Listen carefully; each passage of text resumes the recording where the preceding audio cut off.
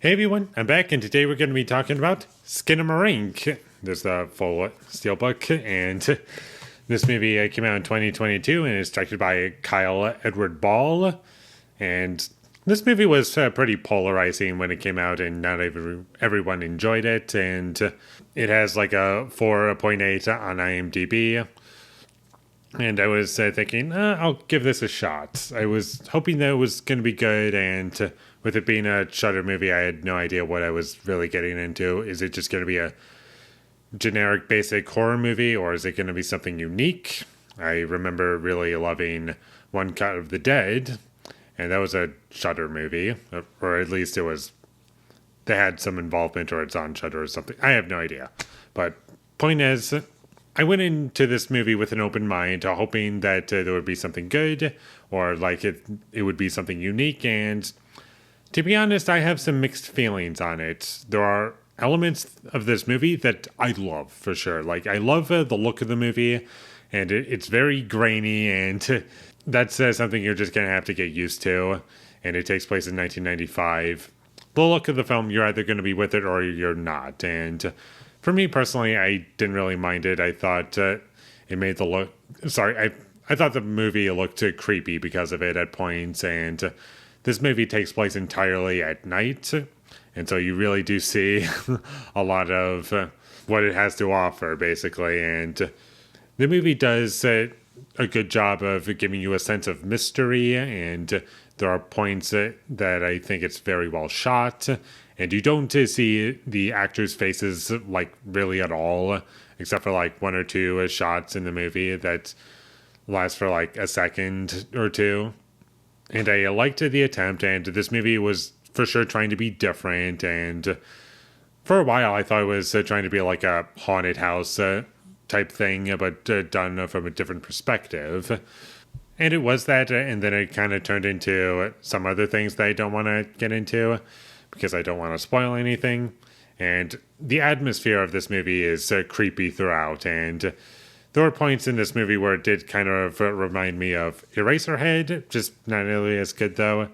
And I just wish that it was more like Eraserhead or something a bit different from Eraserhead.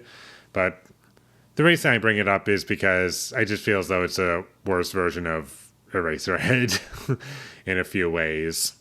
Like with the atmosphere of that movie, and that movie is very interpretable, and so is this. This movie very much wants you to read into it and get more out of it. I do feel as though that's something that adds to the experience if you do read into it, but it's kind of requiring you to do so, otherwise you're going to get nothing out of the experience. And there are some scenes in this movie that I love. I love the basement scene, and there's moments of jump scares in this movie, and I think they're done pretty effectively, honestly. And I'm honestly not upset that they're in the movie at all, because those moments were legitimately scary to me.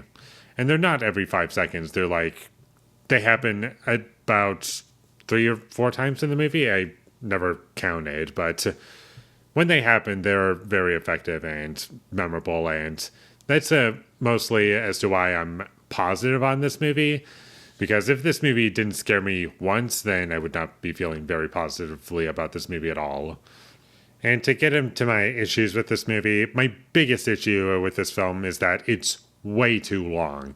I know it's only an hour and 40 minutes, but when you watch the movie, it does feel like there's a crap load of filler. Like, I could have easily had this movie be a short film that was 40 minutes long and just cut the rest of the movie out, because, to be honest, that hour of the film really did not need to be there at all, and it really drags the movie down.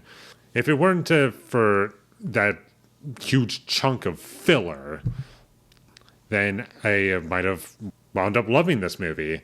But unfortunately, because of how it's presented, and things are very, very slow. Like it goes it goes on for minutes with no dialogue or anything happening. And if you think Paranormal Activity or the Blair Witch Project is just scenes of nothing happening, then this is something else. This is even less than nothing happening for at least an hour. Not all like continuously for an hour, but in total an hour. And also, the film did feel kind of repetitive to me after a certain point.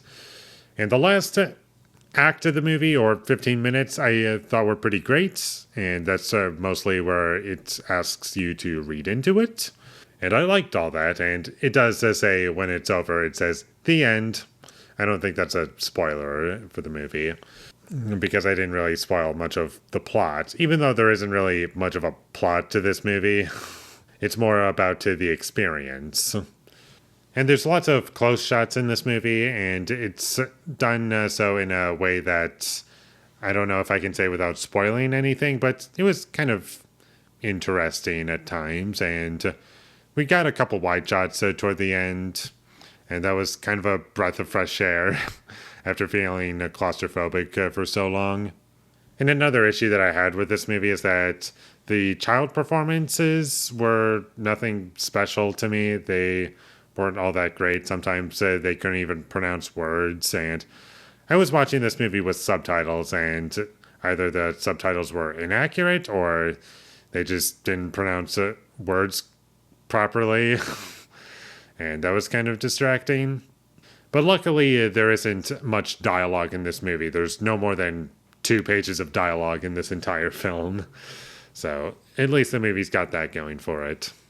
And one last thing to mention is that although I do like this movie, by the end of the day, I have plenty of issues with it, and it was kind of a chore to sit through, but I do like it because there are elements of it that I think are really great, and the stuff that was great about this movie, I feel is simultaneously very effective and shows that there's talent in this movie.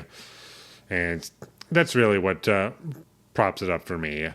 However, my issue with everything that I've said already is that I don't really know who to recommend this movie to, because you do have to suffer through a big chunk of this movie, and even the stuff that you do get is great. You do have to read into it, otherwise you're not going to get all that much out of the experience.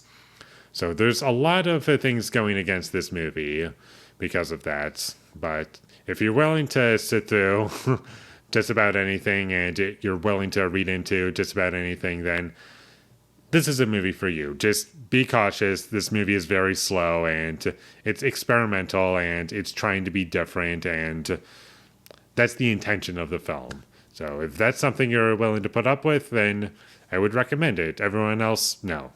Especially if you're not a horror movie fan. So with all that being said, I'm going to give Skinamarink a 6 out of 10. Thank you for watching my videos. As always, if you enjoyed this review, be sure to leave a like and comment down below you thought of Skinamarink, and my social media links, they will all be in the description, so follow me there. And last but not least, subscribe to be a part of Foley Nation, and I'll see you when I get my next review up, and that is going to be for Silence. So look forward to that, but until I get that up, thank you for watching, and have a great day.